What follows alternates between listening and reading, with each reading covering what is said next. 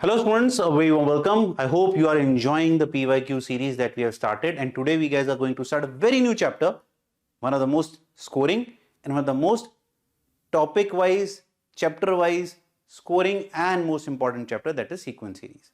तो sequence series में देखेंगे 2024 में कैसे कैसे सवाल आए, 23 में, 22 में कैसे कैसे सवाल आए। बट आगे जाने से पहले अगर आप लोगों ने अभी तक कोई test series, online mock test series join नहीं करी है तो we have launch the December batch, that is the final batch for the January attempt. Make sure that you join it because it is one of the most relevant test series for JEE Mains that you will find, and by default it becomes the choice of the toppers. We produced 2000 plus 99 percentiles in 2024 alone. That's the area which you should definitely check out. आज देखते हैं 2024 में sequence series के कैसे सवाल आए। आइए Prince sir के पास चलते हैं जो समझाएंगे क्या पैटर्न रहा था 2024 में with the help of top PYQs. Hello everyone, welcome to the top PYQ session of sequence and series, and today we are going to cover the questions from JEE Main 2024. So 2024 के कुछ selected questions लेके हम discuss करने वाले हैं, और क्योंकि हमें पता है कि 2024 में सीक्वेंस एंड सीरीज का कुछ पोर्शन रिमूव हो गया था सिलेबस में से, स्पेशली जो सीरीज वाला पार्ट था, so it would be interesting to see कि किस टाइप के क्वेश्चन पूछे गए 2024 में। और अगर मैं तुम्हें थोड़ा सा बेसिक आइडिया दे दूं स्टार्टिंग में, तो यू विल नोटिस कि एपी पे काफी ज्यादा प्रॉब्लम्स पूछी गई हैं, जीपी पे काफी प्रॉब्लम्स पूछी गई, एंड एपी और जीपी पे मिक्स्ड प्रॉब्लम्स काफी ज्यादा पूछी गई। यस, तो ये हमारे ट्रेंडिंग टॉपिक्स चल रहे हैं, एंड उसके अलावा सीरीज में से भी क्वेश्चन पूछे गए हैं। सो दो सीरीज वाला पार्ट सिलेबस में नहीं था, बट फिर भी यस, सीरीज में जो बिल्कुल बेसिक वाले पैटर्न्स होते हैं या फिर जो sigma n square, sigma n cube वाले रिजल्ट्स होते हैं, उन पे क्वेश्चंस पूछे गए हैं। सो वी कैन एक्सपेक्ट कि कमिंग ईयर्स में भी उनमें क्वेश्चंस बन सकते हैं, and not only in this chapter, दूसरे चैप्टर्स में भी उस टाइप के क्वेश्चन पूछे गए हैं सीरीज वाले। यस, तो वो बेसिक चीजें मुझे आनी चाहिए, तो उसी रीजन से हमने 2-3 क्वेश्चन यहां पे इंक्लूड करे हैं from the series, right.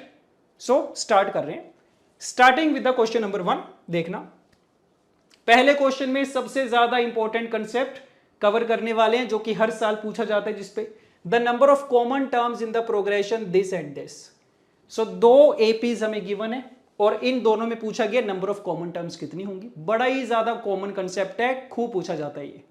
Yes, और सिर्फ 2 एपी ही क्यों, 3 एपीज भी पूछी जा सकती हैं, 4 एपी, जितनी मर्जी एपी आ सकती हैं। तो बता दो कैसे सोल्व करते हैं, how to find the number of common terms. So basic सा फंडा क्या होता है, देखो ध्यान से। सो 2 एपीज गिवन है हमें, this is AP number 1 and this is AP number 2। एक चीज बस याद रखो कि इनकी जो कॉमन टर्म्स वाला सीक्वेंस बनेगा ना, वो भी एपी बनेगा। एक तो ये बात पता होनी चाहिए मुझे, ठीक है सर। अब अगर ये एपी बनेगा तो इसकी फर्स्ट टर्म अगर मुझे पता चल जाए और इसका कॉमन डिफरेंस पता चल जाए तो बात बन जाएगी। सही बात है, सब कुछ पता चल जाएगा फिर तो एपी के बारे में, ठीक है। तो सोच के बता दो इस एपी की फर्स्ट टर्म क्या होगी। सो फर्स्ट टर्म मैं कैसे फाइंड करूंगा, फर्स्ट टर्म ना हमेशा मैन्युअली फाइंड करी जाएगी, कोई मेथड सीखने की नहीं जरूरत है, always find the first term manually. Check करो कौन सी कॉमन टर्म नजर आ रही है दोनों में। सो 9 दिख रहा है सर स्टार्टिंग में, सो 9 is the first common term. That means ये जो कॉमन टर्म्स वाली एपी बनेगी उसकी फर्स्ट टर्म मेरे पास आ चुकी है 9। अच्छा, कॉमन डिफरेंस बता सकते हो कैसे फाइंड करते हैं। तो ये एक सिंपल सा कंसेप्ट है, याद रखेंगे। Common difference of this AP will be equal to the LCM of the common difference of the given APs. बस ये छोटा सा कंसेप्ट है, सिंपल सा, कि भाई इसका कॉमन डिफरेंस फाइंड कर लेंगे। कितना इसका कॉमन डिफरेंस, दिस इज 5, इसका कॉमन डिफरेंस फाइंड कर लेंगे कितना, 3। So all I have to do is to find the LCM of 3 and 5. That's it. 15. Yes. अब काफी लोगों को इसमें भी डाउट आता है कि सर LCM क्यों ले रहे हैं। तो वैसे तो बड़ी कॉमन सेंस वाली चीज है, बट अगर तुम रिलेट करना चाहो तो तुम रिलेट कर सकते हो कि 8th 9th में जब हम क्वेश्चंस करते थे ना कि भाई 2 बेल्स हैं जो कि let us say first bell rings after every 5 seconds and second bell rings after every 3 seconds. तो 2 बेल्स हैं, एक 5 सेकेंड बाद रिंग करती है, दूसरी 3 सेकेंड्स बाद रिंग करती है। तो बताओ दोनों साइमल्टेनियसली कब रिंग करेंगी पहली बार। तो क्या तरीका होता था कि सर पहली अगर 5 बार 5 की बात कर रही है, 5 10 15 20 ऐसे चलेगा, सेकंड अगर 3 बार रिंग कर रही है, 3 6 9 ऐसे चलेगा, तो पहली बार कब साथ में रिंग करेंगी, दोनों का एलसीएम लेके 15 आ जाएगा, दैट इज द आंसर। तो वही सेम फंडा तो यहां पे लगाया गया कि अगर 9 को मैं रेफरेंस लेके चलूं तो ये जो पहली बेल है वो कितने बाद रिंग कर रही है, 5 सेकंड्स के बाद, ये 3 सेकंड्स के बाद, तो साइमल्टेनियसली कब रिंग करेंगी, 15 के बाद, दोनों का एलसीएम ले लेंगे। वही वाला फंडा यहां पे यूज किया जा सकता है। यस, तो बस बात बन गई, एलसीएम आ गया 15। ठीक बात है। अगर 3 एपीज होती, D1 D2 D3 कर देते, 4 होती D1 D2 D3 D4, सबका एलसीएम ले लेना और कुछ नहीं करना। अब हमारा क्वेश्चन हो जाना चाहिए। अब हमारी जो एपी बन गई है कॉमन टर्म्स वाली, क्या बनी, वी हैव 9 15 15 ऐड करते जाओ, सो this is 24 39 and 54 and so on.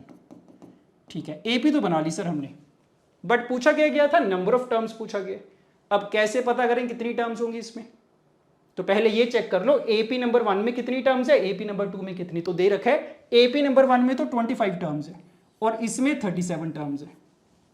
तो क्या करते हैं कि पहले सर इनकी वैल्यू फाइंड कर लेते हैं कि एपी नंबर 1 की जो 25th टर्म है इसकी वैल्यू क्या है, चेक करो। a प्लस 24d कर सकते हैं, क्या आ जाएगा ये, so this will come out to be 4 plus 24 into this, 124 आ गया। एंड सिमिलरली एपी नंबर 2, इसकी देख लो 37th टर्म क्या आएगी, सो this is a plus 36 into D, 111। तो क्या आइडिया लगा कि ये जो एपी नंबर 1 है ये तो 124 पे जाके खत्म होगी, ये 111 पे जाके खत्म होगी। तो एक बात तो पक्की है कि ये जो कॉमन टर्म्स वाला सीक्वेंस बनेगा इसमें 111 से बड़ी टर्म तो कोई आ ही नहीं सकती, वो तो कॉमन हो ही नहीं सकती है। तो मैं क्या करूंगा, एज्यूम कर लूंगा कि जी मान लो इसके जो सेकंड जो लास्ट टर्म है दैट इज 111, ये हमने एज्यूम कर लिया। क्यों, क्योंकि मुझे पता है इसकी बाद वाला कोई नंबर तो कॉमन टर्म हो ही नहीं सकता। तो हमेशा क्या करेंगे, दोनों की लास्ट टर्म फाइंड कर लेंगे, दोनों में से जो छोटी होगी उसको लास्ट टर्म मान लेंगे इसकी एपी की। अब क्या करना है, अब इसमें नंबर ऑफ टर्म्स फाइंड करनी है, कर सकते हैं क्या, कर देते हैं। an का फॉर्मूला लगा देते हैं सर कि 111 को मैं an एज्यूम कर लूंगा, सो an का फॉर्मूला लग जाएगा a plus n minus 1 into D. Solve करो, n की वैल्यू क्या आ रही है, सो 111 माइनस 9 इज 102 अपॉन 15, कितना आ गया ये 6 पॉइंट समथिंग आएगा, राइट। क्या आएगा, we are not interested, n की वैल्यू क्या आ गई 7 पॉइंट समथिंग आ गई। क्या मतलब है इस चीज का, एन की वैल्यू इंटीजर नहीं आ रही का मतलब कि सर 111 इस सीरीज का पार्ट नहीं होगा। और क्योंकि इसकी वैल्यू कैसी आ रही है, 7 पॉइंट समथिंग वाली टर्म आ रही है, मतलब इससे पहले कितनी टर्म्स प्रेजेंट रही होंगी, 7 टर्म्स प्रेजेंट रही होंगी। So how many common terms are there? There are 7 common terms in the 2 given APs. So the answer would be 3 7. तो ये स्टैंडर्ड स्टेप्स है जो हम फॉलो करते हैं हमेशा ऐसे क्वेश्चन में। यस, जितनी मर्जी एपीज आ जाएं 2 3 4, हमेशा ये प्रोसेस फॉलो करा जाएगा। फर्स्ट टर्म को मैन्युअली देखेंगे, कॉमन डिफरेंस, सबके एलसीएम ले लेंगे, उसके बाद लास्ट टर्म फाइंड करने के लिए दोनों में से जो छोटी होगी उसको ले लेंगे, एन की वैल्यू फाइंड कर लेंगे। अगर n की वैल्यू इंटीजर आ गई तो वही आंसर आ जाएगा, अगर इंटीजर नहीं आ रही तो उससे पहले जितनी भी टर्म्स होंगी that would be the answer, right. ठीक बात है ये। Okay, coming to the next question, let a is equal to this. Again बड़ा इंटरेस्टिंग क्वेश्चन है और बड़े कॉमन क्वेश्चन होते हैं ऐसे, बड़े बेसिक क्वेश्चन है, करने आने चाहिए हमें। चेक करो, a एक सेट गिवन है जिसमें कैसे नंबर्स हैं, 100 से लेके 700 तक, and n is a natural number. ये नोटेशन समझ में आ रही है कि ये इंटरवल चाहिए और intersection with the natural number, तो मतलब 100 से लेके 700 तक जितने भी नेचुरल नंबर्स है वो आएंगे इस सेट में। ठीक है, n is neither a multiple of 3 nor a multiple of 4, 3 का मल्टीपल भी नहीं चाहिए, 4 का मल्टीपल भी नहीं चाहिए। Then the number of elements in a is, कितने एलिमेंट्स होंगे इसमें वो पूछा गया। अब क्वेश्चन तो आसान होते हैं ऐसे, बट फिर भी काफी बार इसमें गलती हो जाती है, कंफ्यूजन हो जाती है, क्योंकि नीदर नॉर वाली सिचुएशन आ गई है। तो याद रखो, जब भी ऐसी कंडीशन आएगी, नीदर नॉर, ईदर और, जब भी ऐसा कुछ आएगा मैं हमेशा वेन डायग्राम की हेल्प लूंगा। So the best way to solve these kind of questions is to use the Venn diagram. कैसे बनाएंगे वेन डायग्राम, 2 सेट्स एज्यूम कर लेंगे, एक जिसमें मल्टीपल ऑफ 3 प्रेजेंट है, 3k लिख रहा हूं मैं, और बी वाला सेट जिसमें 4 के मल्टीपल्स प्रेजेंट है। सो वेन डायग्राम बना के देखो क्या पूछा जा रहा है मेरे से। ये हो गया सेट ए लेटर से, ये हो गया सेट बी। नीदर नोर का मतलब कौन सा रीजन, ए के बाहर वाला और बी के बाहर वाला। तो देख के बता दो कैसे फाइंड करोगे इसको, वेन डायग्राम से देख के लग रहा है idea. How to find the number of elements in this region, पता चल रहा होगा। फॉर्मूला बना सकते हैं क्या कि सर टोटल देख लेंगे यूनिवर्सल सेट में कितने एलिमेंट्स हैं और उसमें से कौन सा माइनस कर देंगे, ए यूनियन बी वाले नंबर ऑफ एलिमेंट्स माइनस कर देंगे, यस और नो। तो एक बार अगर तुमने वेन डायग्राम बना ली, उसको देख के फॉर्मूला तो मैं उसी स्टेप पे डिराइव कर सकता हूं। ये आ गया टोटल माइनस दिस। इसका मतलब क्या, टोटल माइनस, अब इसका फॉर्मूला भी पता है हमें, ए यूनियन बी का, n A plus n B minus n A intersection B. बस अब ये सारी चीजें फाइंड करनी है मुझे step by step. Yes, total numbers बता दो कितने, 100 से लेकर 700, where n is a natural number. अब इसमें मत गलती कर देना, बस कितने नंबर्स आएंगे, दोनों को सब्ट्रैक्ट करेंगे, 600 उसमें 1 ऐड करेंगे, 601, ये टोटल है। ये बताओ नंबर ऑफ एलिमेंट्स इन ए कितने आएंगे, मतलब 3 के मल्टीपल्स कितने होंगे इस इंटरवल के बीच में। अब इसको फाइंड करने के दो तरीके हो सकते हैं, या तो मैं एपी बना सकता हूं बैठ के, सोच के बताओ सबसे छोटा नंबर कौन सा होगा जो 3 का मल्टीपल है। 100 तो नहीं है, 101 भी नहीं है, 102 will be the first number. तो या तो ऐसे एपी बना लो कि सर 102 आएगा, फिर 105 आएगा, 108 ऐसे चलेगा, कहां तक जाएगा, लास्ट में 699 तक जाएगा। एपी बन गई है, नंबर ऑफ टर्म्स फाइंड कर लेंगे ए एन का फॉर्मूला लगा के। एक तो ये तरीका है, बट मुझे पता है इसमें टाइम लगेगा, कैलकुलेशन ज्यादा बनेगी, और फिर यही काम मुझे बी के लिए भी करना पड़ेगा, यही काम ए इंटरसेक्शन बी के लिए करना पड़ेगा, तो बड़ा ज्यादा लेंथी चला जाएगा मेरा क्वेश्चन। तो इसको करने का शॉर्टकट क्या होता है वो सुनो बड़े ध्यान से, अगेन वेरी इंटरेस्टिंग।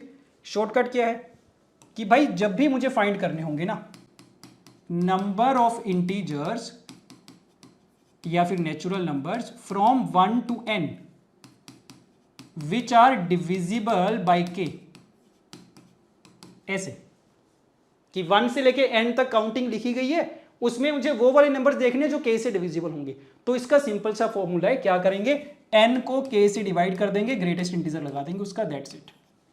ये फॉर्मूला याद रखना, this is the greatest integer function.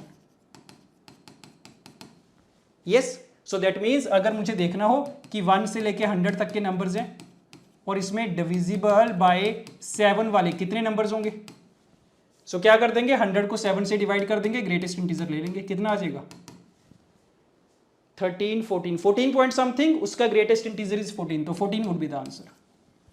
Yes, so we will remember this particular formula, इससे मेरे क्वेश्चन बड़े आसानी से सोल्व हो जाएंगे। तो चेक करो अब क्या करें, मुझे क्या चाहिए, अब ये नहीं करूंगा मैं, now what I will do is कि नंबर ऑफ एलिमेंट्स इन ए कितना, 100 से 700 तक चाहिए, तो क्या करूंगा मैं 1 से लेके 700 तक देख लेंगे कितने हैं, कितने आएंगे 700/3 आएंगे सर, और माइनस कौन से कर देंगे, 1 से लेके 99 तक कितने हैं वो माइनस कर देंगे, सो 99/3। मेक सेंस और नोट। तो क्योंकि काउंटिंग 1 से नहीं स्टार्ट हो रही तो डायरेक्ट फॉर्मूला नहीं लगा सकते, तो हमने क्या करा 1 से लेके 700 तक देख लिए, -1 से लेके 99 तक, तो this will be the answer. कर लो जल्दी से सोल्व, यहां से क्या आएगा, so 3 × 2 3 3 233 minus this is 33, 200 would be the answer.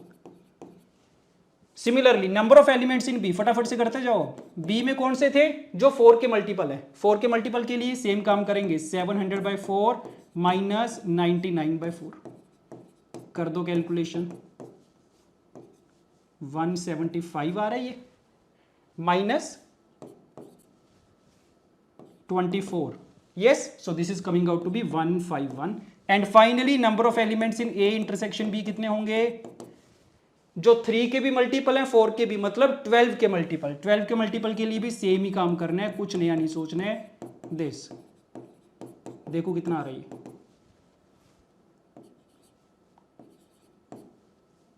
This is 50। सो सारी चीजें हमने फाइंड कर ली, यहां पे आंसर वैल्यू पुट कर देंगे, आंसर आ जाना चाहिए। कितना आ रहा है चेक करो, so we are getting this is equal to total number 601 minus this is 200 plus 151 minus 50, match करो, so this becomes 200 plus this is 301, so the answer is 300, yes, so this is the best way to solve this kind of a question. तो कई बार लोग जल्दबाजी में क्या कर देते हैं कि सर टोटल देख लेते हैं कितनी है, उसमें से 3 के मल्टीपल और 4 के मल्टीपल सब्ट्रैक्ट कर देते हैं, गलती हो जाती है। तो 3 के मल्टीपल तो सब्ट्रैक्ट करने ही है, 4 के मल्टीपल तो सब्ट्रैक्ट करने ही है, बट साथ में 12 के मल्टीपल को ऐड भी तो करना था। तो अगर ऐसी कंफ्यूजन से बचना है, हमेशा वेन डायग्राम की हेल्प लेंगे। यस, और भी इसकी वेरिएशंस आ सकती हैं। देखो एक बार, अगर एक और एग्जांपल लेना चाहें, ऐसा भी पूछा जाता है कई बार कि मान लो डिविजिबल बाय 3 और divisible by 4 but not divisible by 7, ऐसा क्वेश्चन आ गया अगर, 3 कंडीशंस आ गई, इससे डिविजिबल और इससे डिविजिबल बट इससे डिविजिबल नहीं होना चाहिए, क्या करेंगे? अगेन अगर डायरेक्ट करोगे कंफ्यूजन हो जाएगी, तो वेन डायग्राम से करेंगे। फिर से देखो ध्यान से, 3 सेट बन जाएंगे इस केस में, ये 3 के मल्टीपल वाला, 4 के मल्टीपल वाला, 7 के मल्टीपल वाला। देख के बताओ कौन सा रीजन चाहिए हमें, 3 के अंदर वाला, 4 के अंदर वाला, 7 के बाहर वाला। So the required region is this, yes और नो, ये चाहिए। इनको कुछ नाम दे देते हैं, this is set A, set B and set C. तो बता दो कैसे फाइंड करोगे इसको, क्या फॉर्मूला बनेगा? बना सकते हैं बैठे बैठे, क्या कि सर ए और बी का यूनियन ले लेते हैं पहले। तो क्या माइनस करेंगे? ये वाला रीजन माइनस करना है, ये कहां से माइनस करें? ए इंटरसेक्शन सी से कर देते हैं। और ये वाला माइनस करना है, ये कैसे करें? बी इंटरसेक्शन सी से कर देते हैं। बट प्रॉब्लम क्या आ गई कि ये वाला जो रीजन है इसका क्या हुआ, ये सर एक बार यहां से सब्ट्रैक्ट हो गया, एक बार यहां से, 2 बार सब्ट्रैक्ट हो गया गलती से, तो इसको मुझे ऐड करना पड़ेगा। तो this will become the formula. ठीक बात है, तो यहां से आंसर आ जाएगा आपका। तो मेन चीज क्या होती है, फॉर्मूला बनाना होता है, वो बेस्ट तरीका बनाने का वेन डायग्राम है, अदरवाइज गलती होने के चांसेस है। Okay done. Coming to the next question, let a1 a2 a3 be in an AP of positive terms. Positive terms वाली कंडीशन है, तो हो सकता है इसका कोई ना कोई यूज होगा, ध्यान रखेंगे इसको। Let AK is equal to this kind of series दे दी गई है हमें, और ये ना बड़ी कॉमन सी सीरीज है, काफी कॉमन पैटर्न है। ऐसा तुम काफी बार नोटिस करोगे कि ऐसी सीरीज दे रखी होगी 1 square minus 2 square plus 3 square minus 4 square, ऐसी सीरीज देखी होगी तुमने। मान लो ये जा रही है 99 स्क्वायर माइनस 100 स्क्वायर तक। कैसे सोल्व करते हो इसको? बेस्ट तरीका क्या होता है करने का, क्या कि पेयरिंग कर लेंगे सर। इस पे ए स्क्वायर माइनस बी स्क्वायर, ए स्क्वायर माइनस बी स्क्वायर, ऐसे चलता जाएगा। इस पे अगर ए माइनस बी लगाएंगे -1, इसमें भी -1, इसमें भी -1, तो -1 का फैक्टर सब में कॉमन आ जाएगा, और ब्रैकेट में क्या आएगा, a प्लस बी करते जाएंगे, ये आ जाएगा। तो this is the best way to solve this kind of questions. Yes, तो ठीक है, वैसी कोई सीरीज लग रही है यहां पे भी। ठीक बात है, तो क्या करेंगे सर, 2 के पेयर्स बना के ए स्क्वायर माइनस बी स्क्वायर लगा देंगे। ठीक है, a3 is given, a5 is given, this is given and this. ठीक है, काफी कुछ गिवन है, 3 कंडीशंस दे रखी है मुझे। यहां से AP के बारे में सब कुछ पता चल जाना चाहिए, और अगर यहां से सब कुछ पता चल गया तो ये भी फाइंड कर ही लेंगे। तो बस कैलकुलेशन बेस्ड क्वेश्चन लग रहा है, नथिंग एल्स। करते हैं, AK को सिंप्लीफाई करने की ट्राई करते हैं। चेक करो क्या करना है हमें, a1 minus a2 a1 plus a2, a3 minus a4 a3 plus a4, दिखना स्टार्ट हो गया। कुछ कॉमन आएगा क्या, plus up to a2k -1 minus this and plus this.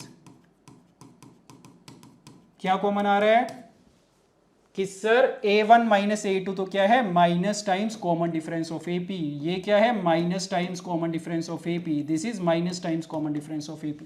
So minus D वाला फैक्टर तो कॉमन आ गया। ब्रैकेट में क्या बचा, a1 plus a2 plus a3 plus up to a2k।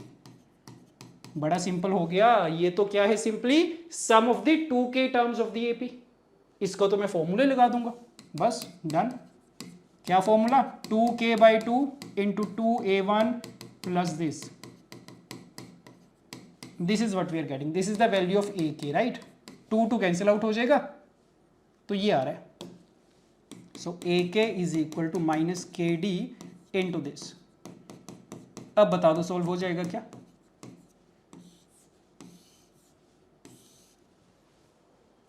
Conditions लगाएं। अब क्या कुछ दे रखा है, A3 दे रखा है, तो देखो ट्राई करते हैं। पहली कंडीशन A3 वाली अगर कंडीशन लगाएंगे, so that means we have to put K is equal to 3। क्या बनेगा ये, -3D 2 times A1 plus this is 5D, right.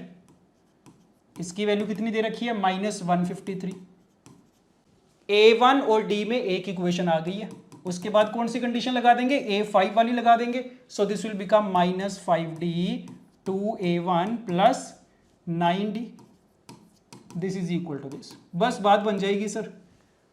A और D में दो इक्वेशंस हैं, इन दोनों को मैं सोल्व कर लूंगा, A1 और D की वैल्यू आ जानी चाहिए। करते हैं जल्दी से, ये कैंसिल आउट हो गया 51 बचा, ये कैंसिल आउट हो गया 87 बचा। क्या करोगे, सब्ट्रैक्ट कर देते हैं दोनों को, 2A1D वाली टर्म तो कैंसिल आउट हो जाएगी, 9D square minus 5D square, 4D square is equal to 36, D square is equal to 9, D is equal to plus और माइनस 3। अब यहां पे आके सोचना पड़ेगा सर, दो वैल्यूज आ रही हैं डी की, प्लस वाली भी और माइनस वाली भी, तो बता सकते हैं कौन सी रखेंगे कौन सी रिजेक्ट करेंगे, कोई है आइडिया, सोच के बताओ। क्वेश्चन में देखो कोई कंडीशन है क्या, एक कंडीशन थी सर पॉजिटिव टर्म्स वाली, तो क्या यहां से बता सकते हैं, बता सकते हैं अगर डी की वैल्यू नेगेटिव हो गई तो टर्म्स की वैल्यू डिक्रीज होती जाएगी, तो एक टाइम पे आके तो टर्म्स की वैल्यू नेगेटिव होना स्टार्ट हो जाएगी, बट हमें तो पॉजिटिव टर्म्स चाहिए, तो पता चल गया डी की वैल्यू नेगेटिव नहीं हो सकती।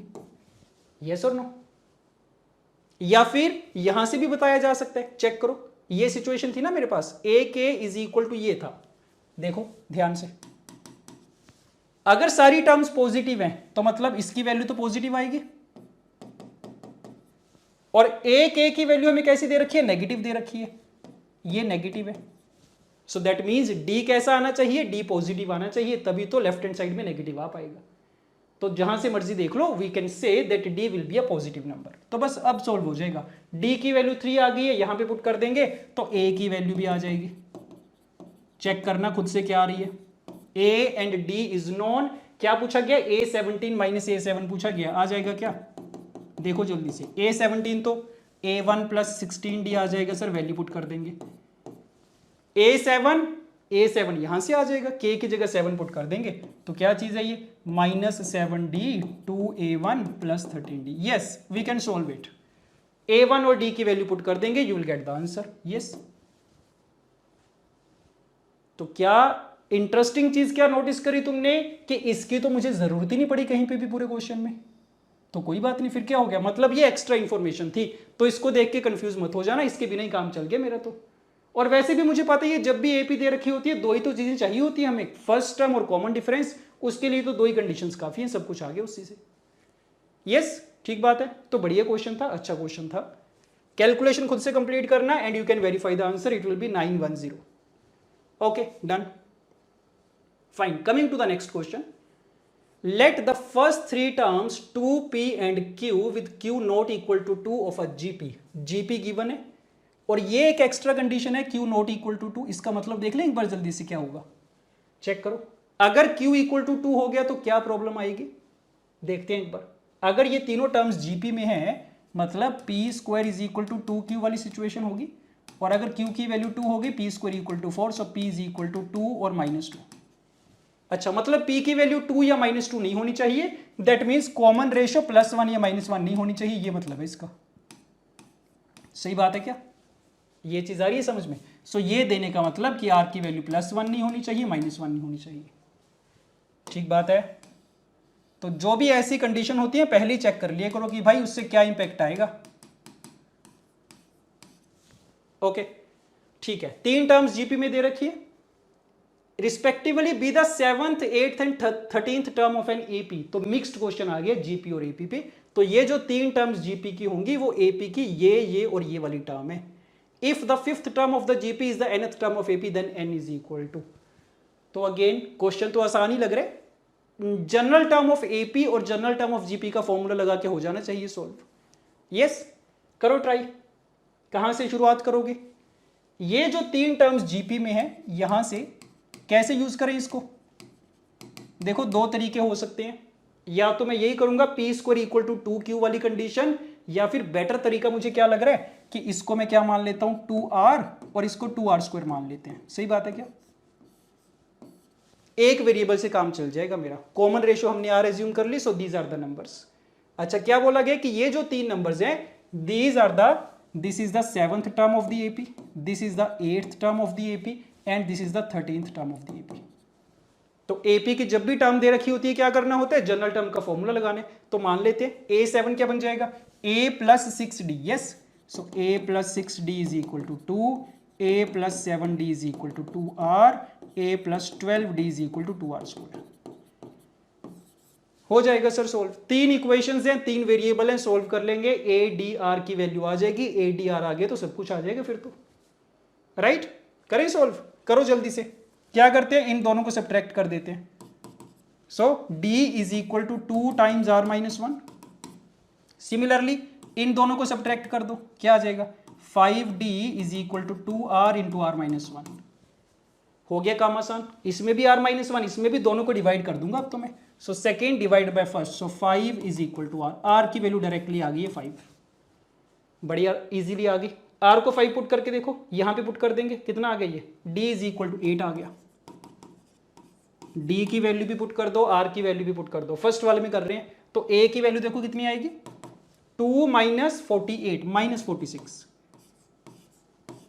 a is known, r is known, d is known. Check करो क्या पूछा गया था, if the fifth term of the GP, GP की फिफ्थ टर्म क्या होगी, a r की power 4, this is equal to nth term of the AP, AP की nth टर्म क्या होगी, ये होगी।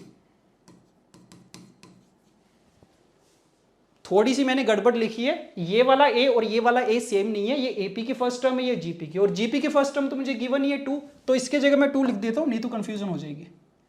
तो बता दो ठीक है क्या। So fifth term of the GP is the nth term of the AP, values put कर दो, you would get the answer. R की वैल्यू कितनी आई थी, 5 आई थी।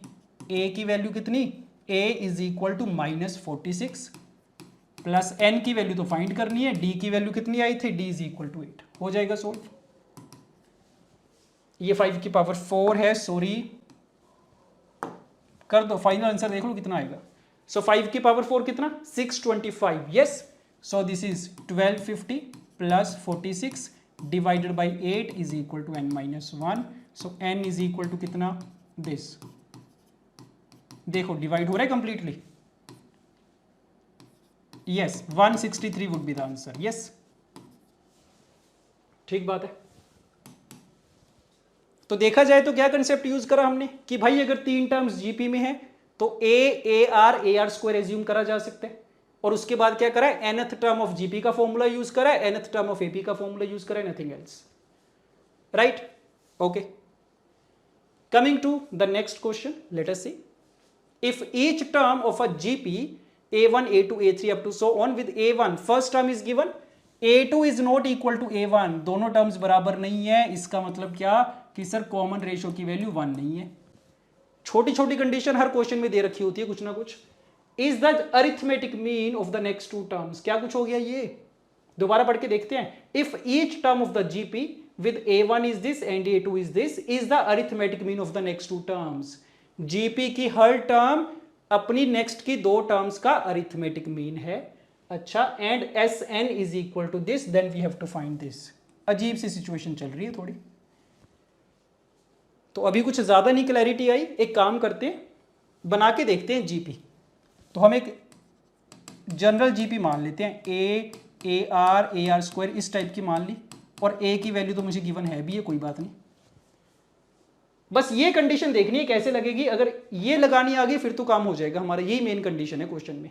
तो फिर से पढ़ के देखो, each term of a GP is the arithmetic mean of the next 2 terms, कि भाई जीपी की कोई भी टर्म उठा लो वो अगली 2 टर्म्स का अरिथमेटिक मीन होगा।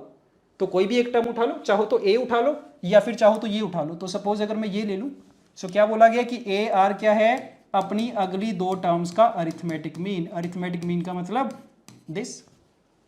अच्छा, समझ में आ गया सर, ये कंडीशन दे रखी है मुझे तो, यस। और यहां से क्या आइडिया लग रहा है कि ए तो कैंसिल आउट ही हो जाएगा, तो फिर तो यहां से आर की वैल्यू आ जानी चाहिए मेरे पास, बस बात बन जाएगी, आर की वैल्यू आ जाएगी। आर आ गया, ए तो है, ये पूरी जीपी पता चल जाएगी, जो मर्जी फाइंड कर ले फिर तो बैठ के, यस। तो ठीक है, आसान है अब तो, अब कोई चिंता नहीं है। आर को कैंसिल आउट कर सकते हैं क्या, कर सकते हैं, क्योंकि आर की वैल्यू 0 तो हो नहीं सकती। क्या आ गया, R square plus R minus 2 is equal to 0, 2 factors बन गए हैं। तो या तो आर की वैल्यू -2 होगी या 1 होगी। 1 तो इसने दे ही रखा था कि पॉसिबल नहीं है, तो this is rejected, R equal to -2 आ गया। नेगेटिव तो हो ही सकती है कॉमन रेशो, कोई प्रॉब्लम नहीं है उसमें तो ठीक है, आर की वैल्यू आ गई है, जीपी आ चुकी है पूरी की पूरी, जो मर्जी फाइंड कर ले। क्या पूछा गया? S20 माइनस S18 की वैल्यू पूछी गई है।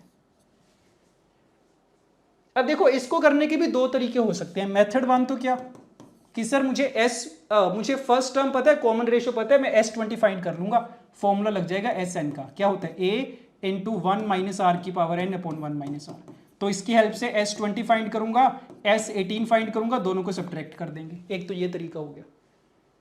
दूसरा तरीका क्या हो सकता है, ध्यान से देखो थोड़ा, क्या बोला गया?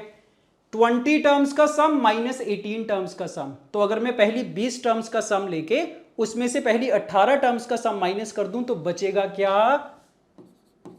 इमेजिन कर पा रहे हो कि सर 19th टर्म बचेगी और 20th टर्म बचेगी। ये दूसरा तरीका है सोल्व करने का कि मैं सिर्फ A19 A20 की वैल्यू फाइंड कर लूं, आंसर आ जाएगा मेरा।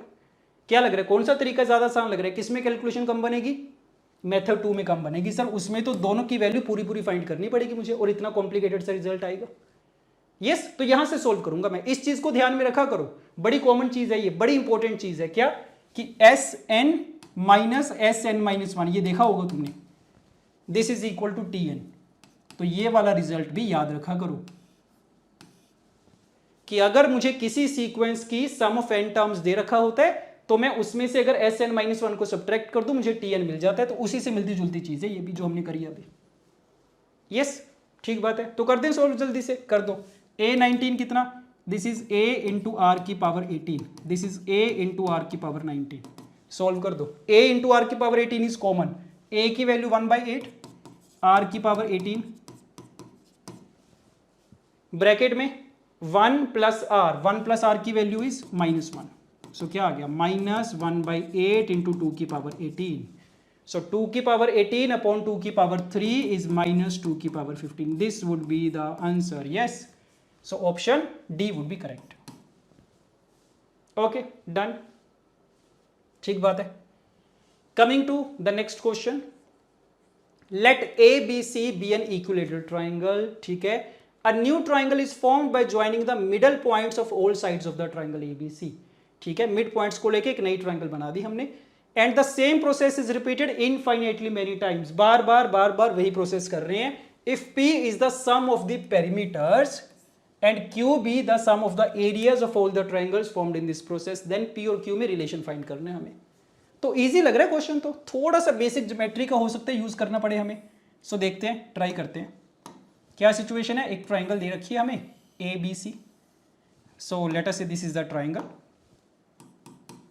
क्या बोला गया है कि इसकी साइड्स के मिड पॉइंट्स को ज्वाइन करके हमने एक दूसरी ट्राइंगल बना ली। So suppose this is P mid point Q, mid point R, इनकी हेल्प से दिस इज अनदर ट्राइंगल। अच्छा, ठीक है, ऐसी एक नई ट्राइंगल बनानी पड़ेगी, इसका मिड पॉइंट, इसका मिड पॉइंट, इसका मिड पॉइंट, ये प्रोसेस ऐसे चलता जाएगा, राइट। चाहिए क्या मुझे? पेरीमीटर्स का सम और एरियाज का सम। तो एक काम करते हैं, सबसे पहले तो बड़े वाली ट्राइंगल के बारे में सोच के देखो। पेरीमीटर और एरिया तो फाइंड करना आता है ना हमें इक्विलेटरल ट्राइंगल का। क्या कि सर अगर ABC वाली ट्राइंगल की साइड लेंथ अगर हम A एज्यूम कर लें, यस, तो फर्स्ट वाली ट्राइंगल ABC का पेरीमीटर कितना हो जाएगा? 3A हो जाएगा। और एरिया कितना होगा? फॉर्मूला याद है, √3/4A², यही तो होगा। सही बात है, तो ठीक है, तो हमने A एज्यूम कर लिया, ABC की साइड लेंथ, उससे पेरीमीटर भी आ जाएगा, एरिया भी आ जाएगा। अब सोच के देखना पड़ेगा कि सर ये जो दूसरी ट्राइंगल बनेगी ना PQR वाली, इसकी साइड लेंथ क्या होगी? अगर मुझे साइड लेंथ मिल गई तो पेरीमीटर भी आ जाएगा, एरिया भी आ जाएगा। तो बताओ सोच के, PQR की साइड लेंथ क्या होनी चाहिए? What do you think? याद करो, ज्योमेट्री में बड़ी बेसिक सी चीज है, सीखी होगी तुमने 8th 9th में। क्या कि सर ये जो QR वाली जो साइड होगी ना, क्योंकि ये मिड पॉइंट्स को ज्वाइन करके बनाई गई है, so QR will be parallel to BC and इसकी length will be half of BC। Mid point theorem बोलते थे इसको, आया याद? तो बस पता चल गया कि QR की लेंथ क्या होगी? BC का हाफ होगी। सो अगर ये ओरिजिनल A थी, ये कितना हो जाएगा? A/2। और अगर यही प्रोसेस फॉलो करते जाएं तो इसके जो और अंदर वाली ट्राइंगल बन रही है वो फिर से हाफ हो जाएगी, A/4 बन जाएगा। तो पैटर्न समझ में आ गया सर, अब क्वेश्चन सोल्व हो जाएगा।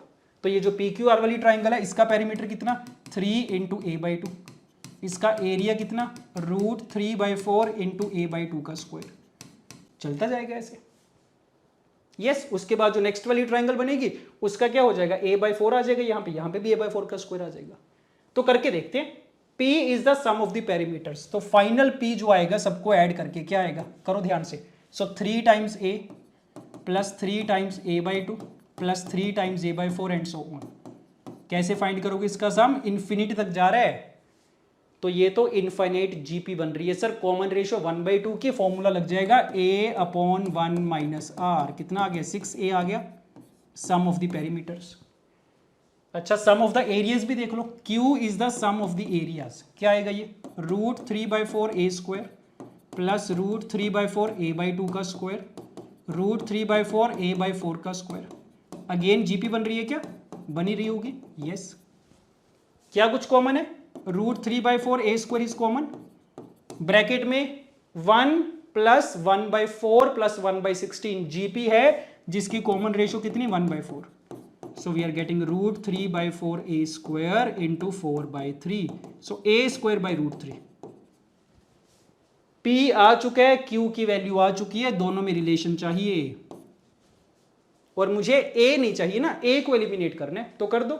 इन दोनों में से a को कैसे एलिमिनेट करेंगे, ये वाली a की वैल्यू फाइंड कर लेते हैं, इसको यहां पे पुट कर देते हैं तो देखो क्या बन गया। So Q is equal to a की वैल्यू कितनी है p/6, सो p/6 का स्क्वायर अपॉन √3, ये आंसर आ जाएगा। So we are getting p square is equal to 36 √3 times q, yes. So option 2 would be correct. तो बस बेसिक ज्योमेट्री का यूज करा गया है, मुझे पेरीमीटर और एरिया फाइंड करना आना चाहिए इक्विलेटरल ट्राइंगल का, ये मिड पॉइंट थ्योरम का यूज करा, ये बेसिक चीज पता होनी चाहिए, we can solve it easily, yes. अब ऐसे पैटर्न के क्वेश्चंस भी ना पूछे जा रहे हैं रिसेंट ईयर्स में। एक तो ये क्वेश्चन हो गया ट्राइंगल वाला, एक बार स्क्वायर वाला क्वेश्चन भी पूछा गया था ऐसे, वो भी देख लो, एक 2021 में आया था ऐसा सिमिलर क्वेश्चन, पढ़ के देखो, ये भी ट्राई करके देखते हैं। Let a1 a2 a3 be squares such that for each n greater than or equal to 1 the length of the side of an equals the length of the diagonal of an plus 1। देख रहे हो, an वाले square की जो side length होगी वो किसके बराबर होगी, an plus 1 वाले स्क्वायर की डायगोनल की लेंथ के बराबर होगी। if the length of a1 is given then the smallest value of n for which the area of an is less than 1। तो अगेन स्टेटमेंट देखने में कॉम्प्लिकेटेड सी लग रही है बट करा वही गया, जैसे पिछले क्वेश्चन में था ट्राइंगल्स के बीच में रिलेशन गिवन था, ऐसे इस केस में स्क्वायर्स के बीच में रिलेशन गिवन है। तो सोच के देखते हैं, ट्राई करके देखते हैं। मेन कंडीशन क्या है कि side length of an is equal to the diagonal length of an plus 1, this is the main condition, right. इसको यूज करना है हमें, और a1 की इंफॉर्मेशन गिवन है, a1 की साइड लेंथ हमें गिवन है, तो यहां से स्टार्ट कर लेते हैं। सोच के देखो, एक काम करते हैं इसका ना, a1 के बारे में देखो क्या इंफॉर्मेशन है, साइड लेंथ पता है हमें, और अगर स्क्वायर की साइड लेंथ पता है तो डायगोनल लेंथ तो ऑटोमेटिकली पता चल जाएगी, अगर डायगोनल लेंथ पता है तो साइड लेंथ तो ऑटोमेटिकली पता चल जाएगी। ये बेसिक चीज पता है स्क्वायर के बारे में हमें कि अगर साइड लेंथ a है सर तो इसकी डायगोनल लेंथ कितनी होती है √2a, ठीक बात है। तो देखते हैं, a1 की side length is 12, so diagonal length would be 12 √2, ठीक है। a2 के बारे में चेक करो क्या सिचुएशन बनेगी, side length of a1 is same as diagonal of a2, तो a1 की जो साइड लेंथ है वो a2 की डायगोनल लेंथ है, तो these two would be equal, yes. ऐसी तो दे रखा है, n की वैल्यू 1 पुट कर दी हमने, ठीक है। अब a3 के बारे में क्या होगा कि side length of a2 is same as diagonal length of a3, ये दोनों सेम होंगे। तो मुझे बता सकते हो a2 की साइड लेंथ क्या होगी, बता सकते हैं। डायगोनल की लेंथ पता है सर, यहां से आ जाएगी, डायगोनल की लेंथ को अगर √2 से डिवाइड कर दे तो साइड लेंथ आ जाती होती है, तो मतलब अगर ये 12 है, ये कितना आ जाएगा 12/√2, तो ये भी 12/√2 हो गया, और अगर ये 12/√2 है तो इसकी साइड लेंथ कितनी होगी 12/√2 का स्क्वायर, फिर से √2 से डिवाइड कर दिया। फिर a4 में भी ऐसे ही होगा, ये 12/√2 का स्क्वायर बन जाएगा, और ये कितना 12/√2 का क्यूब। हाँ जी, पैटर्न समझ में आ गया हमें, ये पैटर्न चल रहा है। चाहिए क्या था finally, smallest value of n for which the area of an is less than 1, an का एरिया 1 से छोटा करना है। यस और एरिया ऑफ द स्क्वायर कैसे फाइंड करा जाता है? साइड लेंथ का स्क्वायर। तो बेसिकली तो मुझे एन की साइड लेंथ चाहिए। तो बता सकते हो अगर मैं ये वाला पैटर्न फॉलो करता जाऊं, A1 की साइड लेंथ ये थी, A2 की ये, A3 की ये, A4 की ये, तो बता दो मुझे जो AN वाला स्क्वायर होगा उसकी साइड लेंथ क्या होगी? इसमें गलती करेंगे लोग, बोल देंगे 12/√2 की पावर n, बट n नहीं है। A2 में पावर 1 थी, A3 में 2, A4 में 3, तो AN में क्या आ जाएगा? 12/√2 की power n-1। This is the side length of the square AN। तो बस अब यहां पे पुट कर देंगे, एरिया कितना आ गया? साइड लेंथ का स्क्वायर आ गया सर 12/√2 की पावर n-1, इसका स्क्वायर लेस देन 1। हो जाएगा सोल्व? यस ये पूछा गया, area is less than 1। Yes कर दो सोल्व। स्क्वायरिंग करेंगे कितना आ गया? 144, √2 का स्क्वायर 2 हो गया सिंपली। क्रॉस मल्टीप्लाई कर सकते हैं क्या? कर सकते हैं क्योंकि पॉजिटिव नंबर है। सो 144 लेस देन दिस। बता दो, हिट एंड ट्रायल से बता देंगे ये तो आराम से। n की कौन सी वैल्यू सेटिस्फाई कर रही है? 1 2 3 4 5 6 7 8, 2 टू द पावर 7 नहीं 9, हाँ जी 9 कर जाएगी। तो the minimum value of 9 would be 9। ये सारी वैल्यू सेटिस्फाई करेंगी, बट हमें स्मॉलेस्ट वैल्यू पूछा गया था, the smallest value would be 9। So again question की स्टेटमेंट हो सकता है थोड़ी सी कंफ्यूजिंग लगे आपको, बट बेसिक ज्योमेट्री का यूज करा गया। उसमें ट्राइंगल का यूज करा था, इसमें स्क्वायर का यूज करा, nothing else. Yes okay, next question. For x greater than or equal to 0, the least value of k for which this and this are 3 consecutive terms of AP। ठीक है, तो बड़ी simple सी condition लगाई गई है कि भाई ये जो 3 टर्म्स है ये AP की टर्म्स होनी चाहिए। तो क्या पूछा गया? लीस्ट वैल्यू ऑफ k की लीस्ट वैल्यू पूछी गई है। पहला स्टेप तो क्लियर है हमें बिल्कुल कि सर अगर ये 3 टर्म्स AP में है तो कंडीशन क्या होती है? A B C are in AP means 2 times B is equal to A plus C। तो कर दो 2 times the middle term that is K is equal to first term plus third term। अब देखने में कुछ पैटर्न नजर आ रहा है क्या? आना चाहिए। ये स्टेटमेंट जैसे लिख रहे हो देखते दिमाग में आ जाना चाहिए। क्या सिचुएशन है? चाहिए क्या मुझे? K की मिनिमम वैल्यू चाहिए। कैसे करेंगे इसको मिनिमम? देखो बड़ा इंटरेस्टिंग पैटर्न है ये तो। क्या? ध्यान से देखो, 16 की पावर 6 x प्लस 16 की पावर माइनस x, तो ये तो सिंपली क्या बन गया? दोनों एक दूसरे के रेसिप्रोकल हैं ये तो। और इन दोनों में भी अगर मैं 4 कॉमन लूं तो क्या बच रहा है अंदर? यही तो बच रहा है। क्या याद आ रहा है इसको देख के? Any number plus it's reciprocal एक रिजल्ट होता है इसका। तो पता है क्या हमें? देखो नहीं पता तो पता होना चाहिए। रिजल्ट क्या है कि अगर a एक पॉजिटिव नंबर है, so the result is that a plus 1/a is always greater than और इक्वल टू 2। किसी भी पॉजिटिव नंबर में तुम उसका अगर रेसिप्रोकल ऐड करोगे उसकी वैल्यू हमेशा ग्रेटर देन और इक्वल टू 2 आएगी। कहां से आया सर ये? AMGM से आ जाएगा बड़े आराम से। तो अगर तुम इन दो नंबर्स पे AMGM अप्लाई कर दोगे तो आ जाएगा। देख लो चाहो तो। AM क्या होगा इनका? A प्लस 1/a/2 और GM क्या होगा? 1 हो जाएगा, 2 उस तरफ चला जाएगा, प्रूव हो गया। यस और सिमिलरली ये तो पॉजिटिव के लिए हो गया। अगर ये नेगेटिव हो उसका रिजल्ट क्या होता है कि A plus 1/a is always less than और इक्वल टू -2। ये मुझे याद रखना है एज अ रिजल्ट। काफी क्वेश्चंस में यूज होने को काफी क्वेश्चंस में यूज हो जाता है ये इन द डिफरेंट चैप्टर्स कि जब भी पॉजिटिव नंबर में उसका रेसिप्रोकल ऐड करेंगे 2 या 2 से बड़ा आएगा, नेगेटिव नंबर में रेसिप्रोकल ऐड करेंगे -2 या -2 से छोटा आएगा। यस तो अगर मैं तुम्हें एक सिंपल क्वेश्चन पूछूं कि एक फंक्शन है x प्लस 1/x, बता दो इसकी रेंज क्या होगी? What will be the range of this particular function? Function chapter में पूछा जा सकता है। तो क्या बोल देंगे कि सर अगर x पॉजिटिव है, दो केसेस बन जाएंगे। अगर x पॉजिटिव नंबर है फिर तो इसकी रेंज 2 से इंफिनिटी आएगी। अगर x नेगेटिव है फिर -∞ से -2 आएगी। तो ओवरऑल रेंज क्या आ गई? -∞ से -2 यूनियन 2 से इंफिनिटी। यस ठीक बात है। तो बस हो जाएगा। अब तो क्या करेंगे? क्या सिचुएशन है? पॉजिटिव नंबर है सर ये, इसमें इसका रेसिप्रोकल ऐड कर दिया तो इसका जो रिजल्ट आएगा वो कैसा आएगा? ग्रेटर देन और इक्वल टू 2 आएगा। सिमिलर सिचुएशन यहां पे 4 टू द पावर x हमेशा पॉजिटिव, उसमें रेसिप्रोकल ऐड करा, ग्रेटर देन और इक्वल टू 2 आएगा। तो अगर मुझे k को मिनिमम करना है तो इसको भी मिनिमम कर देंगे, इसको भी मिनिमम कर देंगे। क्या आ गया ये 4 into 2 plus 2, the answer would be 10। That would be the answer, that's it. Yes, हालांकि हमने थोड़ी सी जल्दबाजी करी है, इसमें एक चीज मैंने गलत करी है, मिस कर दी है जल्दबाजी में। क्या, सुनना बड़े ध्यान से।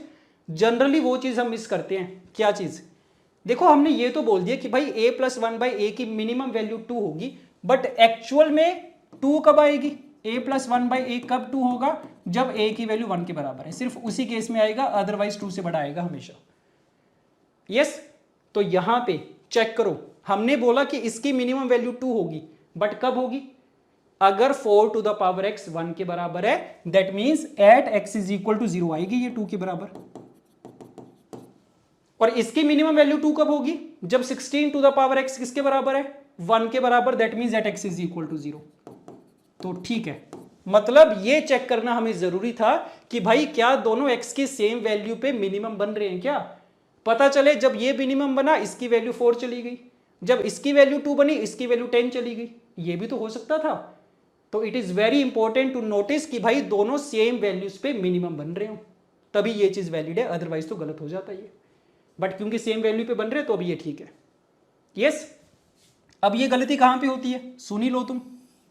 क्या कि मान लो मैं तुमसे पूछ लूं कि y इज इक्वल टू क्या, कि suppose we have 8 sine square X plus 4 cosecant square X, इसकी मिनिमम वैल्यू बताओ। अगर ये क्वेश्चन है तुम्हारा तो कुछ लोग क्या बोलेंगे कि सर साइन स्क्वायर एक्स की मिनिमम वैल्यू तो 0 होती है, सही बात है, नेगेटिव तो हो नहीं सकती। और कोसिकेंट स्क्वायर एक्स की मिनिमम वैल्यू कितनी होती है? 1 होती है। तो आंसर कितना आ गया? y मिनिमम कितना आना चाहिए? 4 आ जाना चाहिए। क्या ये सही है? नहीं, बिल्कुल सही नहीं है। क्यों? क्योंकि जब साइन स्क्वायर एक्स की वैल्यू 0 बनेगी उस केस में कोसिकेंट स्क्वायर एक्स की वैल्यू 1 थोड़ी बन रही है, तो दोनों सेम टाइम पे अचीव नहीं हो पा रही, that is why this method is incorrect. तो इस चीज का ध्यान रखना है, दोनों सेम टाइम पे मिनिमम बन रहे हैं कि नहीं। तो बताओ इस क्वेश्चन को कैसे करोगे फिर? y is equal to this, so क्या करेंगे? ये तो मेथड 1 हो गया जो हमने बताया, ये तो गलत है बिल्कुल। मेथड 2 कैसे करेंगे? AMGM का यूज करेंगे सर। AMGM के लिए हमेशा कंडीशन क्या होती है कि नंबर पॉजिटिव होने चाहिए। तो यहां पे देखो 8 to the power sine square X positive है और ये भी पॉजिटिव है, तो इनका अगर मैं AMGM लगाऊंगा क्या आएगा? So we have this thing upon 2 is greater than और इक्वल टू GM कितना? दोनों को मल्टीप्लाई करेंगे, जब मल्टीप्लाई करोगे ये दोनों कैंसिल आउट, 8 इंटू 4 इज 32, तो अंडर रूट ऑफ 32।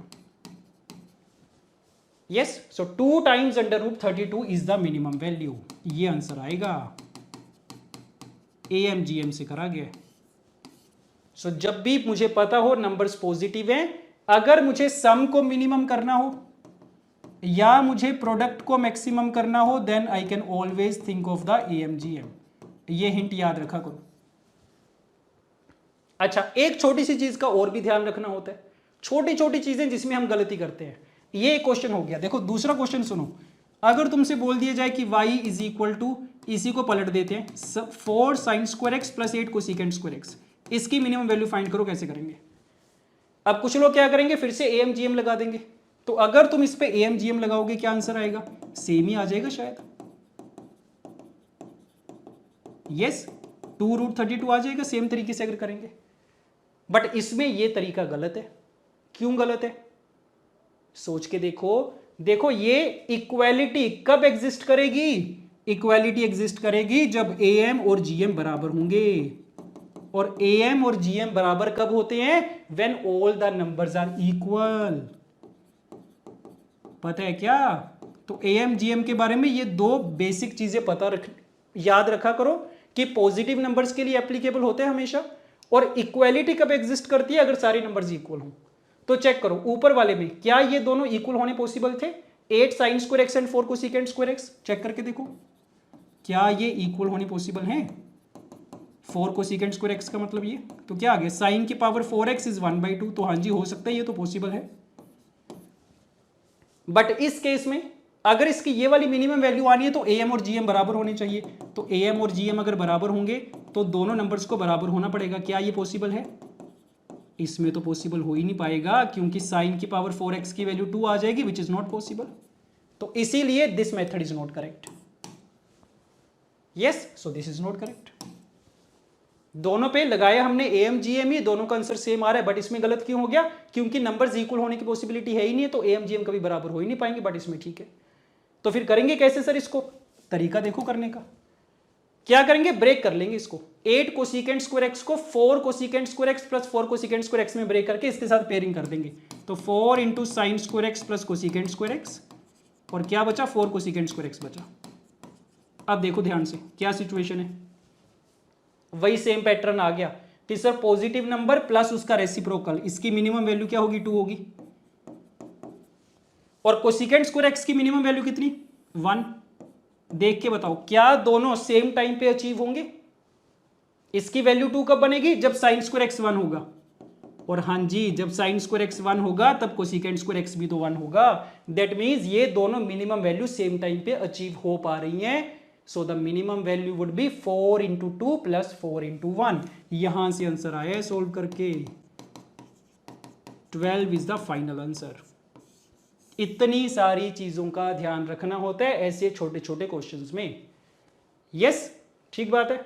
तो होपफुली नेक्स्ट टाइम से याद रखेंगे ये सारी कहानी। Okay, coming to the next question. Let Sn be the sum of n terms of an AP। AP given है, sum of n terms find करना आता है हमें। अच्छा, ये इनइक्वालिटी दे रखी है हमें, 40 is less than this is less than 42। अब इसमें ये सिग्मा वाली टर्म आ गई है। यस, ये देखना पड़ेगा कैसे सोल्व करें। तो क्या करा जाए सबसे पहले कि SK तो फाइंड कर ही देते हैं सर। एक बार अगर SK आ गया फिर उसके बाद देख लेंगे क्या करना है। तो करो जल्दी से। SK क्या है? Sum of the K terms of the AP। Formula लगा दो। So K/2 2 times first term plus K minus 1 into common difference that is 4। कर दो सिंप्लीफाई, कितना आ रहा है ये? So this is 6 plus 4K plus 2, right? 2 cancel out हो गया, so this will be 2K plus 1 into K। अब बता दो मुझे, SK तो हमने फाइंड कर लिया, सिग्मा ऑफ SK फाइंड कर सकते हैं क्या? Tell me how can we find sigma of SK? It becomes sigma of this. क्या सिचुएशन बन गई? पता है मुझे, सिग्मा की प्रॉपर्टीज का यूज करेंगे। सिग्मा दोनों के ऊपर डिस्ट्रीब्यूट हो जाएगा और जो मल्टीप्लाई वाला नंबर होता है वो बाहर आ जाते हैं सिग्मा के। ऐसे लिखा जा सकता है इसको। अब इसके डायरेक्ट फॉर्मूलाज मुझे लगाने पड़ेंगे। तो मैंने तुम्हें पहले भी बताया था कि भाई सीरीज वाले क्वेश्चन भले ही सिलेबस में नहीं है, बट ये वाले जो बेसिक फॉर्मूलाज है कौन कौन से? Sigma of K square and sigma of K cube, ये मुझे याद रखने हैं। कहीं भी किसी भी चैप्टर में क्वेश्चन में पूछ लिया जाएगा, इनकी एप्लीकेशन आ जाएगी, पता होना चाहिए। सिग्मा ऑफ के का formula n into N plus 1/2। Sigma of K cube का formula same, n into N plus 1/2 but with a whole square. And sigma of K square का formula n into N plus 1 into 2n plus 1/6। अगर ये formula तुम्हें पता है तो ये question बड़ा ही आसान था फिर तो। यस, कर दो, वैल्यूज पुट कर दो, क्या आ जाएगा ये? So this is 2n into N plus 1 into 2n plus 1/6 and this is n into N plus 1/2। सो इसको इससे मल्टीप्लाई भी करने, तो दिख रहा है कि n इंटू एन प्लस 1 वाला फैक्टर तो चलो कॉमन ही ले लेंगे।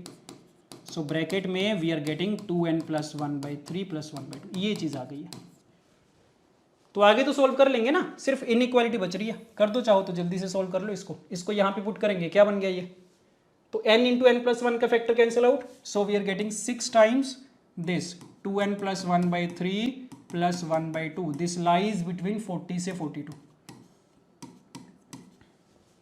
फ्री के मार्क्स हैं अब तो, ये इसमें गलती नहीं होनी चाहिए। यस, सो ब्रैकेट ओपन कर रहा हूं मैं। This will become 2n plus 1 into 2 and this is 42। 3 से सब्ट्रैक्ट कर देंगे, 2 से डिवाइड कर देंगे, something like this, right? 4n plus 2, ठीक है fine. So we are getting 1 subtract करेंगे, सो 35/2, 1 सब्ट्रैक्ट करेंगे 37/2। सो n लाइज बिटवीन 35/4 से 37/4। और n तो क्या होगा, एक नेचुरल नंबर ही तो होगा, k की वैल्यू 1 से लेके n तक जा रही थी क्योंकि, तो इनके बीच में कौन सा नेचुरल नंबर आ जाएगा, 36/4, so n will be equal to 9। ठीक बात है। तो ये फॉर्मूलाज याद रखना किसी भी हाल में, इसके बिना नहीं काम चलेगा। और इनफैक्ट इसकी एक दो वेरिएशंस भी होती हैं कई बार, वो भी चाहो तो देख ही लो एक बार जल्दी से। क्या, एक तो ये भी होता है कि 1 + 3 + 5 + 7, अगर ऐसी सीरीज चल रही है up to n terms, that means sum of the odd natural numbers, first n odd natural number, जिसका फॉर्मूला क्या होता है, n² होता है। चाहो तो याद रख लो, नहीं तो AP का फॉर्मूला लगा के डायरेक्टली आ भी जाता है। अच्छा, कई बार क्या होता है, तुमसे पूछ लेंगे कि भाई 5² + 6² + 7² + अप टू 20², इसकी वैल्यू फाइंड करो। कैसे करोगे बताओ, क्या करेंगे, सम ऑफ द स्क्वायर्स वाली सिचुएशन चल रही है सर, तो ये वाला फॉर्मूला लग जाना चाहिए। बट प्रॉब्लम क्या है कि ये तो तब लगता है अगर 1² से काउंटिंग स्टार्ट हो रही है, 1², 2², 3², ये तो 5² से स्टार्ट हो रहा है। तो ऐसे सिचुएशन में क्या करते हैं कि 1², 2², 3², 4², जो टर्म्स मिसिंग है उसको मैं अपनी तरफ से ऐड कर लूंगा और बैलेंस करने के लिए सब्ट्रैक्ट कर दूंगा। तो ये स्मार्ट तरीका होता है ऐसे क्वेश्चंस को करने का। अब इस पे भी फॉर्मूला लग जाएगा और नेक्स्ट वाले पे फॉर्मूला लग जाएगा, n × n + 1 × 2n + 1/6 and again n × n + 1 × 2n + 1/6। तो छोटी छोटी चीजें पता होनी चाहिए हमें। Yes, okay, coming to the next question. Again series वाला क्वेश्चन है। तुम आर्ग्यू कर सकते हो कि सर सिलेबस में नहीं है, बट बड़ा ज्यादा कॉमन पैटर्न है, हमें सोल्व करना आना चाहिए। दो सीरीज दे रखी है, फर्स्ट एंड सेकंड, m और n की वैल्यू पूछी गई है। तो देख के बताओ, फर्स्ट वाली सीरीज सोल्व कर दोगे क्या? देखी होगी ऐसी सीरीज पहले काफी बार। पहली चीज क्या नोटिस कर रहे हैं कि डिनोमिनेटर में इरेशनल टर्म्स चल रही हैं, तो मैं तो रैशनलाइज कर सकता हूं।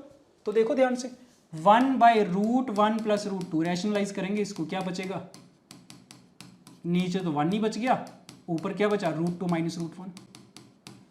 सिमिलरली नेक्स्ट टर्म को जब मैं रैशनलाइज करूंगा, क्या लग रहा है क्या बचेगा, √3 - √2 बचेगा। तो पैटर्न दिखना स्टार्ट हो गया सर। क्या बन जाएगा ये, this will become √2 - √1 + √3 - √2 plus up to √100 - √99। लो, हो भी गया सॉल्व। सो सारी टर्म्स कैंसिल आउट हो जाएंगी, दिख रहा है मुझे। बचेगा क्या, √100 बचेगा, दैट इज 10, √1 बचेगा, that is 1। So we are getting m = 9। अब इसमें हम एक्सक्यूज नहीं दे सकते कि ये तो मेरे सिलेबस में नहीं है। हमें सारी चीजें जो पता थी वही तो करिए, रैशनलाइज ही तो करा गया, और तो कुछ करा ही नहीं है इसमें। यस, और ऐसे क्वेश्चन एपी में भी खूब पूछे जाते हैं कि जैसे इसमें तो 1 2 3 वाली काउंटिंग चल रही है, कई बार ऐसा तुम्हें देखने को मिलेगा कि A1 A2 A3 ये सारे एपी में, और सोल्व करो 1/√A1 + √A2 + 1/√A2 + √A3। देखे है ना ऐसे क्वेश्चंस। तो सिमिलर कंसेप्ट के ऊपर बेस्ड है कि रैशनलाइज करते जाएंगे सबको, और जो A2 - A1 क्रिएट होगा वो D बन जाएगा, A3 - A2 D बन जाएगा, तो 1/D सब में कॉमन आ जाएगा, तो वहां से सोल्व हो जाएगा, ये भी रैशनलाइज करके हो जाएगा सिंपली। यस, ठीक है, फर्स्ट वाली सीरीज कंप्लीट है, सेकंड वाली चेक करो। अब इसमें ये वाला पैटर्न आ गया, देखा हुआ है क्या, क्या चल रहा है, दो नंबर्स का प्रोडक्ट चल रहा है डिनोमिनेटर में। और एक चीज याद रखो सिंपल सी, कि जब भी डिनोमिनेटर में दो नंबर्स का प्रोडक्ट हो, a × b, इस टाइप की सिचुएशन हो, हमेशा क्या ट्राई करा जाता है, इसको 1/a - 1/b इस वाले फॉर्मेट में कन्वर्ट करने की ट्राई करी जाती है। बेसिक फंडा है। यस, सिमिलरली पार्शियल फ्रैक्शन ये काइंड ऑफ, सिमिलरली अगर तीन टर्म्स का प्रोडक्ट हो, इसको कैसे एक्सप्रेस करने की ट्राई करते हैं हमेशा, 1/ab - 1/bc। This is how we can think about these kind of questions। ये चीज याद रखेंगे इस तरीके से इसको। यस, अब यहां पे सिमिलर सिचुएशन है, दो नंबर्स का प्रोडक्ट है, तो क्या कर सकता हूं मैं, 1/1 × 2 को क्या लिखा जा सकता है, 1 - 1/2। डायरेक्टली बात बन गई। ऊपर 1/2 × 3 को वी कैन राइट 1/2 - 1/3। ऐसे चल रही है सिचुएशन। लास्ट में दिस इज 1/99 - 1/100। तो अगेन सारी टर्म्स कैंसिल आउट हो जाएंगी, क्या बचा, 1 - 1/100 बचा, दैट इज 99/100। सो n की वैल्यू भी आ गई है। m is known, n is known. चेक कर सकते हैं कि m, n कहां पे लाई करेगा, देख लेना कौन सी इक्वेशन सेटिस्फाई कर रही है इसको। ठीक बात है। तो ये चीज समझ में आ गई है। अगेन इसकी भी काफी वेरिएशंस पूछी जाती हैं। तुम नोटिस करोगे ऐसे क्वेश्चंस देखने को मिलेंगे कि भाई एक एपी दे रखी है, A1 A2 A3 ये सारी टर्म्स एपी में है, तो तुमसे पूछ लिया जाएगा 1/A1 A2 plus 1/A2 A3 plus 1/AN-1 AN, ये पूछ लिया जाएगा। तो सेम फंड है, क्या करना है कि सर मैं ना इसको ब्रेक करूंगा, कैसे एक्सप्रेस करने की ट्राई करूंगा 1/A1 माइनस 1/A2 में। बट चेक करके देखो क्या ये दोनों आपस में इक्वल हैं? नहीं इक्वल, क्योंकि जब मैं इसका एलसीएम लूंगा ऊपर A2 माइनस A1 क्रिएट हो जाएगा, तो उसकी वैल्यू तो D है, बैलेंस करने के लिए ये करना पड़ेगा। सिमिलरली इसको जब ब्रेक करके लिखेंगे ये कैसे बनेगा 1/D इंटू 1/A2 माइनस 1/3, तो ये ऐसे सोल्व हो जाएगा। 1/D सब में कॉमन आ जाएगा, बाकी टर्म्स फिर कैंसिल आउट होनी स्टार्ट हो जाएंगे। यस, तो ये जो प्रोडक्ट वाला पैटर्न है डिनोमिनेटर में ये मुझे आना चाहिए, और ये जो रैशनलाइजेशन वाला पैटर्न है ये भी आना चाहिए। Okay fine. And finally one last question, again very interesting question, check करो। Let the first term of a series is given. अब इसमें कुछ नहीं मेंशन है कौन सी सीरीज है, एपीजीपी सिंपल कोई भी रैंडम सीरीज दे रखी है। First term is given, rth term is given. इसको देखो ध्यान से, rth टर्म डायरेक्टली नहीं दे रखी मुझे, TR-1 के साथ रिलेट करके दे रखी है। ऐसे क्वेश्चंस बड़े ज्यादा ट्रेंड में चल रहे हैं पिछले 2-3 साल से कि भाई TR को तुम्हें TR-1 में दे देंगे, या TR को TR-1 और TR-2 में दे देंगे। तो ऐसे क्वेश्चंस को बोलते हैं रिकर्शन, ऐसी सीरीज को बोलते हैं रिकर्शन सीरीज, कि जिसमें डायरेक्टली नहीं दे रखी तुम्हें TR की वैल्यू, रिलेट करके दे रखी है अपनी नेक्स्ट वाली टर्म्स के साथ या प्रीवियस वाली टर्म्स के साथ। यस ठीक है, तो TR हमें ये दे रखी है, R की वैल्यू 2, 3, 4 अप टू n सबके लिए वैलिड है। If the sum of the first n terms of the series is this then n is equal to, क्या गिवन है हमें, sum of the n terms का एक्सप्रेशन गिवन है। Yes तो देखना पड़ेगा कैसे फाइंड करें, n की वैल्यू पूछी गई है। तो दो चीजों पे बात चल रही है, एक TR के लिए जनरल टर्म की बात चल रही है, सम ऑफ n टर्म्स की बात चल रही है। पहले तो ये बताओ मुझे सिंपली सोच के कि भाई दोनों में कुछ रिलेशन होता है क्या, TN में और SN में, या TR में और SN में कोई रिलेशन होते हैं?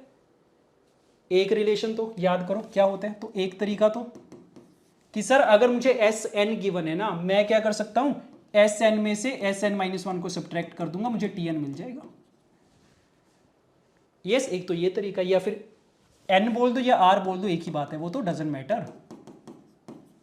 एक तरीका तो मुझे ये समझ में आ रहा है कि मैं क्या करूंगा, SN मुझे गिवन है, इसमें से मैं SN-1 को सब्ट्रैक्ट कर दूंगा।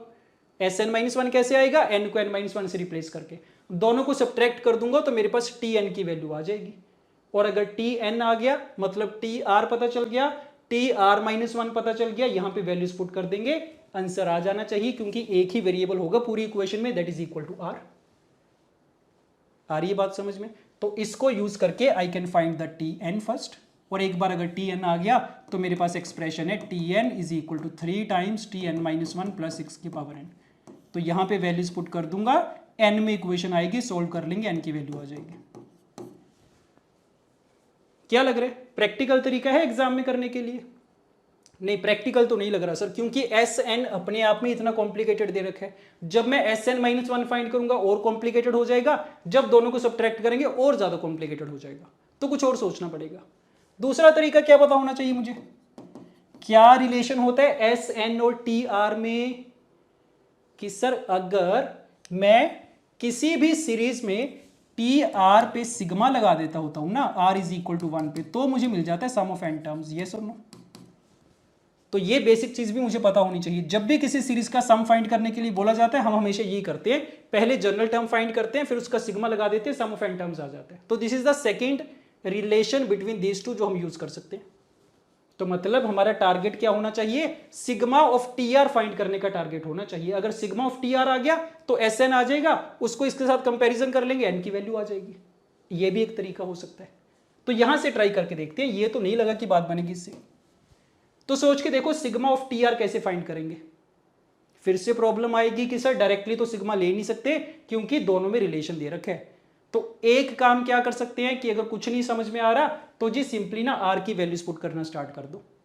तो देखो ट्राई करते हैं। आर को अगर मैं 2 पुट करूंगा, देखते जाओ क्या बन जाएगा, T2 is equal to 3T1 plus 6 की पावर 2, और T1 की वैल्यू तो है ही, ये पुट कर दें क्या, कर देते हैं चलो।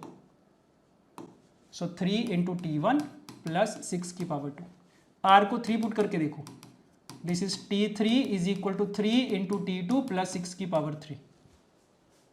क्या करें, अब T2 की वैल्यू पुट करनी पड़ेगी सर वापस से, तो देख के तो लग रहा है कॉम्प्लिकेटेड बन जाएगा, बट ट्राई करके देखते हैं, क्योंकि काफी क्वेश्चंस में तुम क्या नोटिस करोगे कि मैं T1, T2, T3, T4 अगर फाइंड कर लूं, मुझे कोई ना कोई पैटर्न दिखना स्टार्ट हो जाएगा। तो ट्राई करते हैं कोई पैटर्न बनेगा क्या, देखो ध्यान से। 3 इंटू T2 प्लस 6 क्यूब क्या बन जाएगा ये, 3 इंटू T2 की वैल्यू पुट कर दो, सो 3 into 6 plus 6 square plus 6 cube, क्या बना ये 3 square into 6 plus 3 into 6 square plus 6 cube, ये T3 आ गया। लग तो रहे कि काइंड ऑफ थोड़ी सिमिट्री तो चल रही है। T4 फाइंड करके देखते हैं। अच्छा, R को 4 पुट करके T4 क्या बनेगा, क्या करना होता है, 3 टाइम्स द प्रीवियस टर्म, तो इसको प्रीवियस टर्म से मल्टीप्लाई करेंगे, ये बन गया, और प्लस में 6 की पावर 4, यस बन गई लगती है बात। ये हमारा T2 है, ये है T3, ये है T4। देख के बताओ कुछ पैटर्न ऑब्जर्व कर पा रहे हो क्या, जनरलाइज कर सकते हैं इसको, कर देंगे सर। क्या सिचुएशन चल रही है, 3 की पावर्स डिक्रीज हो रही है हर स्टेप पे, 6 की पावर्स इंक्रीज हो रही है, जीपी चल रही है ये तो काइंड ऑफ। तो अगर मैं इसी को जनरलाइज कर दूं तो बता दो TR क्या आना चाहिए, TR आना चाहिए 3 की पावर कितनी, R minus 1, yes, into 6 plus 3 की पावर्स डिक्रीज होती जाएंगी, 6 की पावर्स इंक्रीज होती जाएंगी, ऐसे तो चलेगा, लास्ट में 6 की पावर R। ये स्टेप बता दो, ठीक है क्या,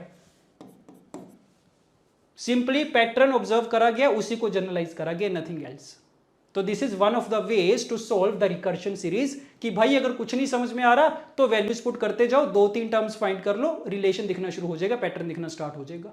जैसे मैट्रिसेस में करते हैं कि ए मैट्रिक्स दे रखा है और मुझे पूछा जाता है ए की पावर 48 वाला फाइंड करो, तो क्या करता हूं मैं, ए स्क्वायर फाइंड कर लेता हूं, ए क्यूब फाइंड कर लेता हूं, कुछ ना कुछ पैटर्न दिखना स्टार्ट हो जाता है, फिर उसको जनरलाइज कर देते हैं। सिमिलर चीज चल रही है यहां पे भी, यस। तो कर दो, अब इसको सोल्व कर देंगे। जीपी बन रही है, कितनी टर्म्स है इसमें, 6 की पावर 1 से स्टार्ट होके R तक जा रही है, तो R टर्म्स है। सो लगा दो R टर्म्स ऑफ जीपी का फॉर्मूला, क्या A इंटू R की पावर n माइनस 1, R कितने, 6 से मल्टीप्लाई 3 से डिवाइड, R इज 2, सो 2 की power R minus 1 upon 2 minus 1 is 1, ये आ गई है TR।